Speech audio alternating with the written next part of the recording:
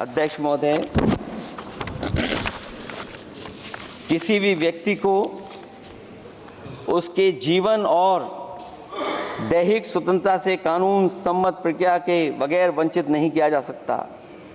ये सबसे महत्वपूर्ण मौलिक अधिकार है, लेकिन सबसे ज़्यादा इसी का दुरुपयोग हो रहा है। फर्जी मुठभेड़ में हत्याएं, जेल के अंदर हत्याएं और पुलिस अफरीक्षा में हत्याएं। आदमी कहीं भी सुरक्षित नहीं है। ईडी का तो ऐसा कानून बना दिया गया है कि बिना एफआईआर, बिना नोटिस किसी को भी बंद कर दो। लोकतंत्र फासिज्म में बदल रहा है। और अध्यक्ष महोदय, क्योंकि उत्तर प्रदेश की चर्चा सत्ता पक्ष से भी हुई, जो हालात उत्तर प्रदेश में हैं, ऐसे हालात कभी किसी ने पहले नहीं देखे।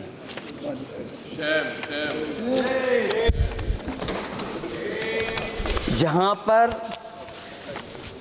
कानून की समय समय पर धज्जियां उठ रही हैं। और अध्यक्ष महोदय, केवल एक घटना नहीं मैं कहना चाहता हूं, ऐसी तमाम घटनाएं हैं जिनके बारे में मैं कह सकता हूं। आज़ादी के बाद अगर हम 75वें वर्ष में इस बात पर चर्चा करें संविधान पर, और आए दिन लोगों को न्याय मांगने के लिए आत्मदाह करना पड़े, तहसील हो वहां पे आत्मदाह, जिलाधिकारी हो वहां पे आत्मदाह, न्याय मांगने के लिए अगर मुख्यमंत्री आवास में जाना पड़े वहां पे आत्मदाह। सोचिए हम किस दिशा में जा रहे हैं। और अध्यक्ष महोदय, किसने नहीं देखा कि टीवी पे चलते हुए लोगों की जान ले ली गई? लाइव देखा है सबने। ये कहां का न्याय है? न केवल वो, बल्कि पता नहीं अध्यक्ष महोदय, हमारा प्रदेश कस्टोडियल डेथ में सबसे आगे जा रहा है। महिलाओं के उत्पीड़न में सबसे आगे जा रहा है। ये मैं नहीं कह रहा हूं, अध्यक्ष महोदय, ये सरकार के आंकड़े बता रहे हैं।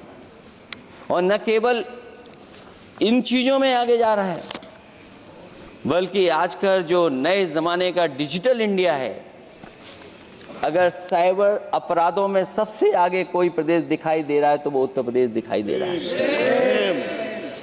ये अलग बात है अध्यक्ष महोदय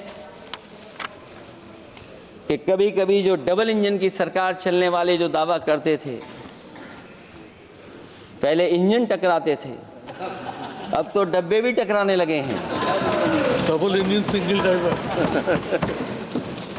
और होड़ लगी हुई है कि कभी किसी ने दिल्ली का रास्ता किसी माध्यम से अपनाया था, उसी रास्ते पे चल करके आगे बढ़ना चाहते हैं।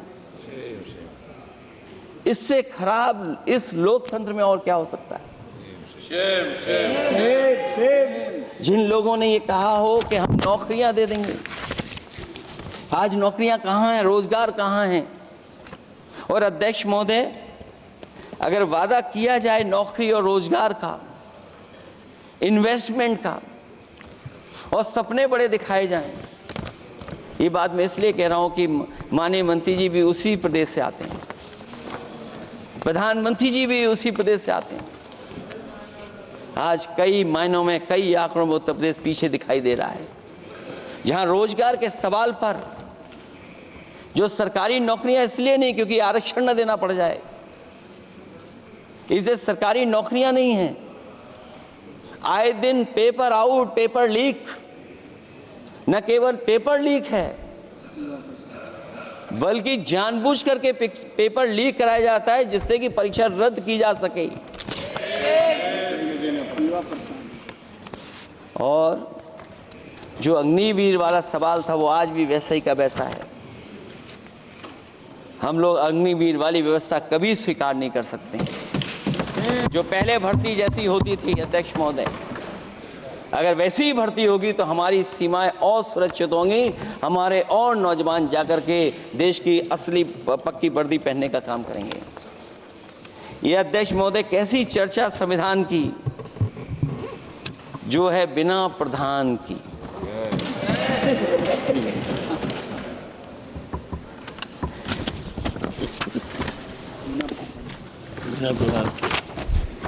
अध्यक्ष महोदय, इस सरकार में जो लोकतंत्र के साथ खिलवाड़ हुआ है, इतना कभी खिलवाड़ नहीं हुई होगी।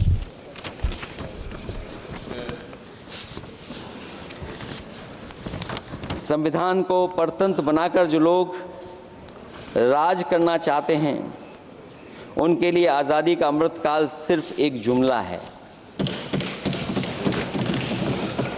और अंत में मैं सिर्फ एक ही बात कहना चाहता हूं कि संविधान बचेगा तो न्याय बचेगा, और न्याय बचेगा तभी सबको बराबर मान सम्मान, सबको बराबर मौके मिलेंगे, भेदभाव भी मिटेगा। और भेदभाव का भाव भी इसलिए आज फिर से संविधान को बचाने के लिए एक और करो या मरो आंदोलन की ज़रूरत है।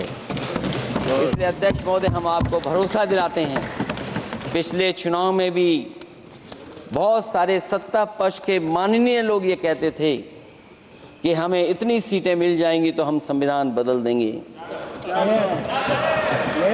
अध्यक्ष महोदय, मैं आपके माध्यम से जनता का धन्यवाद देना चाहता हूं कि उन्होंने 400 पार के नारे को गिरा दिया और विपक्ष को इतनी ताकत दे दी कि इनकी जो सपना था संविधान बदलने को, उस सपने को तोड़ने का काम किया। अध्यक्ष महोदय, बहुत सारे साथी इधर के ही उधर हैं, अगर उधर वाले इधर आ गए उसी दिन ये सत्ता से बाहर हो जाएंगे। अध्यक्ष महोदय, आखिरी में मैं कुछ लाइनें कहकर के अपनी बात खत्म करना चाहता हूं। न मेरा है न तेरा है, ये हिंदुस्तान सबका है, नहीं समझी गई ये बात तो नुकसान सबका है। हजारों रास्ते खोजे गए उस तक पहुंचने के, मगर पहुंचे हुए ये कह गए भगवान सबका है। जो इसमें मिल गई नदियां वो दिखाई नहीं देती महासागर बनाने में, मगर एहसान सबका है।